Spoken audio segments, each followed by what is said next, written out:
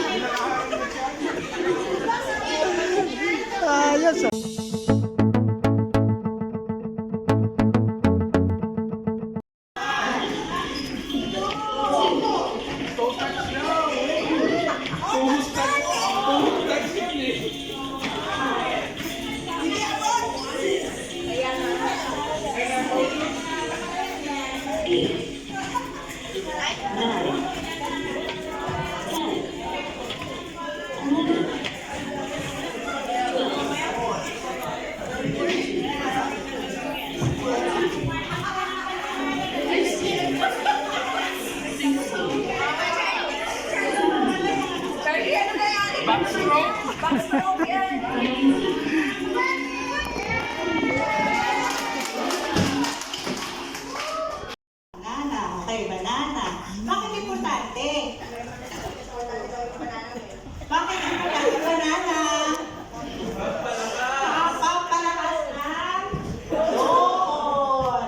Anyway, because potassium is needed sa pumping or contraction ng ating heart, no? Ating mga puso. So, and then sodium. Bakit importante din?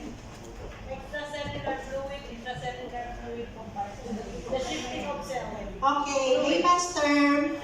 Ang sodium kasi ay yan yung napapatas ng ating blood pressure. Okay? No? Naka-attract ng water. So, hindi natin napapalabas. That's why, sabi ni Sir kanina, binigyan siya ng diuretics, pampalihi, para mailabas. Okay? Minsan pag high ang sodium mo, hindi maganda ang pagpalabas mo ng ihi, which nandoon yung mga, lumalabas yung mga electrolytes mo. Okay? Clear? Klaro? Healthy lifestyle changes is that ang iba is ginagawa nila after food. They walk 10 to 15 minutes after food para bababa yung kanilang blood sugar. Maintain a healthy body weight. She talked about BMI. Okay? Do you know what is BMI? Body mass index. What is it? How to take your BMI? Okay, tanong niyo si Google. Anyway, BMI is you take your weight, you take your height, okay? Tapos, doon makikita kung ano ang advisable na weight for you.